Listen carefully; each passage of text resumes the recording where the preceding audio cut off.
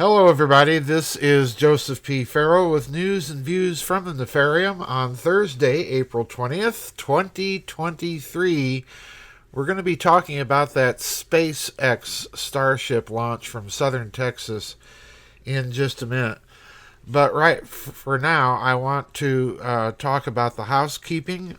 We managed to dodge the latest cycle of storms, so the vid chat for tomorrow afternoon is on as scheduled.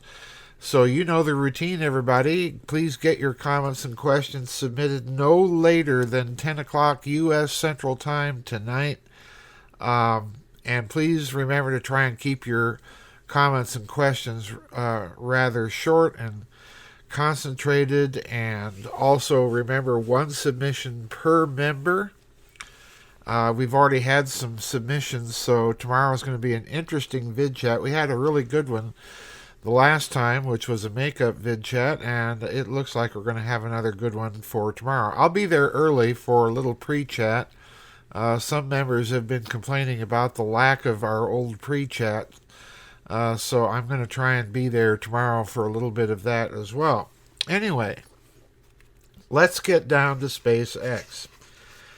I went to bed before the launch, so I watched it on YouTube on the recordings, and of course, like everybody else, watched it blow up.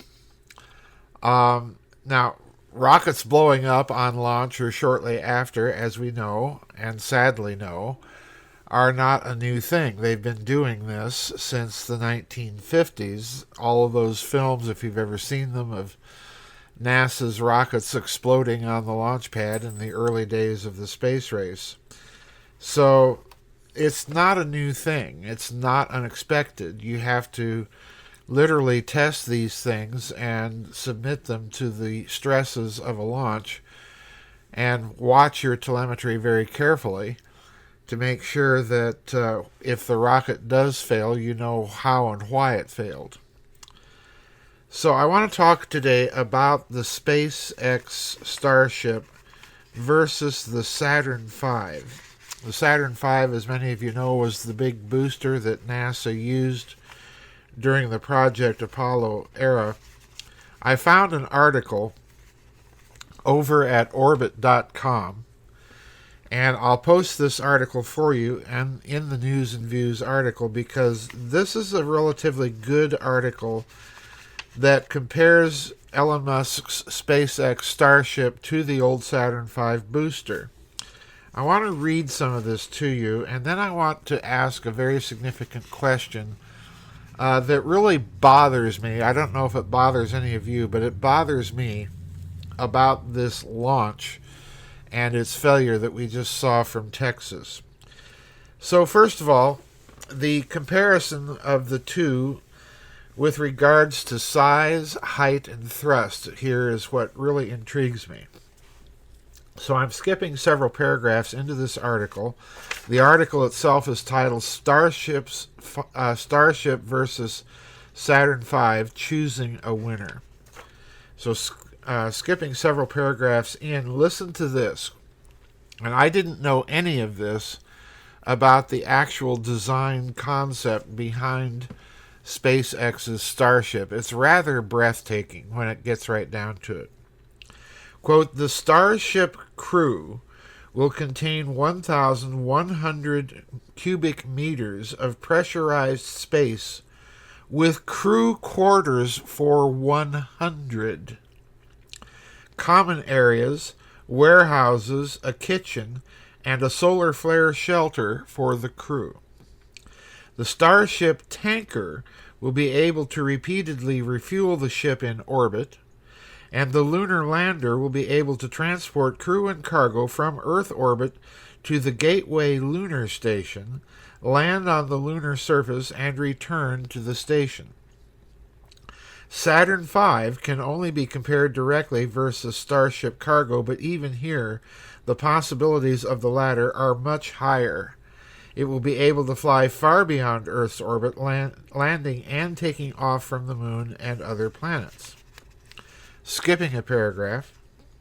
Is Starship bigger than Saturn V? They are almost the same size.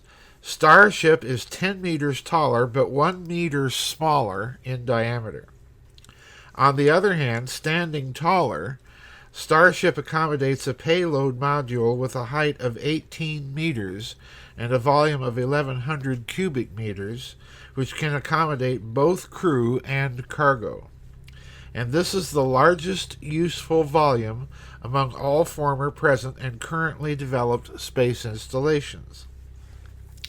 Is Starship heavier than Saturn V?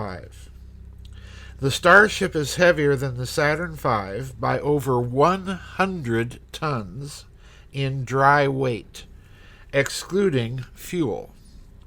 However, this parameter calls for clarification. The Starship's total mass includes the Super Heavy booster and spacecraft without payload, while with the Saturn V, we are looking at the net mass of the rocket without the Apollo spacecraft. But even taking into account Apollo's weight, 44 tons, the Starship is still significantly heavier. How much more powerful is Starship than Saturn V? Here we need only to compare Starship Super Heavy versus Saturn V booster. For the booster to deliver 220 tons to low Earth orbit, which is exactly how much a 50-meter steel Starship spacecraft loaded to its capacity weighs, it was equipped with 33 Raptor 2 engines with a total thrust. This just absolutely boggles my mind, folks. With a total thrust of 75,315 kilonewtons. Jeez. The largest payload that Saturn V carried to low Earth orbit was the 90-ton space station Skylab. For this, 10 engines with a total thrust of 40,000 kilonewtons sufficed. So in other words, the thrust on Elon Musk's super booster is about twice that of the Saturn V. Or to put it in different terms, the Saturn V, if I recall, folks, had about 7,500,000 pounds of thrust at launch. That's, if you think taking off in a 747 or an Airbus A380 puts you on the back of your seat, that's nothing. You're dealing with thrust that's orders of magnitude much, much heavier than that. But imagine that. If you're doubling the thrust, that's almost 15 million pounds of thrust. And that's the part that we're going to get back to my question in just a minute. Concerning the reusability, in this regard, Saturn V's age plays against it. In the 1960s, people still had no hope for reusing rocket engines. Such an opportunity arose only in the early 1980s when NASA managed to develop reusable solid propellant side boosters for its space shuttle. But the matter did not progress any further. SpaceX began testing the return of its first stage for reuse in 2013 and has greatly succeeded with this endeavor. To date, the company claims that Falcon 9 first stage can be reused from 5 to 10 times, which significantly reduces launch costs. Now, that 5 to 10 times is interesting to me because what it's telling me is the reusability has a shelf life.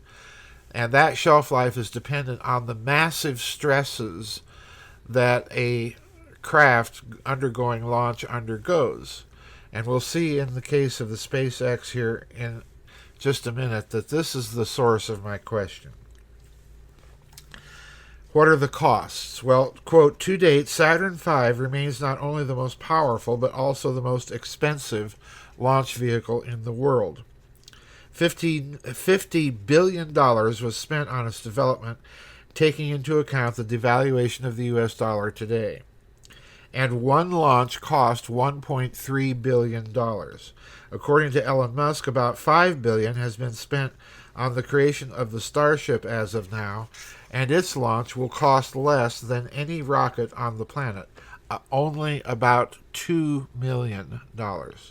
And again, that boggles my mind that massive rocket was so inexpensive, comparatively speaking, to launch. This is perhaps the last and most solid argument in favor of Starship compared to the Saturn V. And that's the article, folks. Now, as I said, I have questions about the launch, and the questions are fueled by not to coin a pun, fueled by the fact that they're saying that SpaceX's Falcon stage has a reusability shelf life of about 5 to 10 launches. During the launch, if you watched it from Texas, the launch appeared to go well, and the rocket appeared to be more or less on course for the first part of the launch. Then, at a certain point, at a certain altitude above the Earth, I think it was above 1 kilometer, it may have been much more than that, 10 or 15, somewhere in there, but at a great height above the Earth, the booster was then supposed to perform a maneuver, and that maneuver consisted quite literally, as the rocket is flying, of pivoting, so to speak, and turning around 180 degrees as the booster engines were still on. And this is what really grabbed my attention. And if you watch the launch, it was while the rocket was performing this maneuver, which was necessary, they say, in order to launch the Starship capsule itself, which had been mated onto the rocket for a test, which would have had the second stage ignition had the rocket not failed. And then that part of the craft was designed to continue into low Earth orbit and or possibly onto the moon. So in other words, this pivot of the booster, they're saying, was necessary to that mission. Now, this is where I have my questions. Because, of course, no such maneuver was ever performed by Apollo. A similar maneuver was performed by the space shuttle after launches, when the shuttle quite literally had to do a roll as it was being launched in order to right the shuttle in proper attitude once it reached orbit. And again, that roll is what placed immense stress not only on the side booster, but on the central fuel tank, and as well as on the space shuttle itself.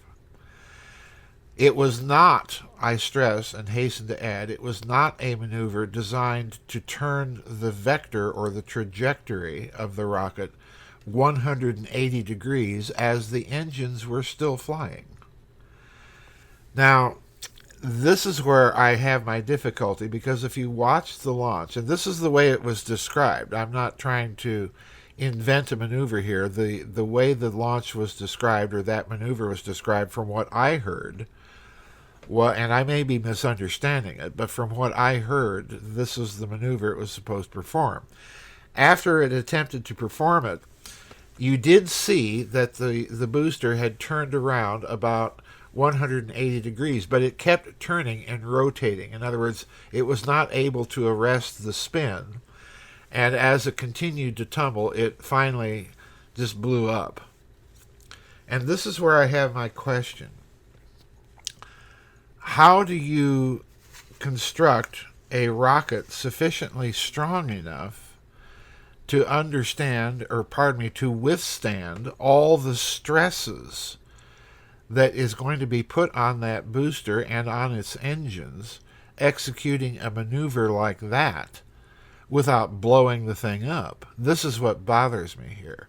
I'm not seeing anywhere in the explanation or literature that I've been able to consult how they're planning to overcome this stress requirement.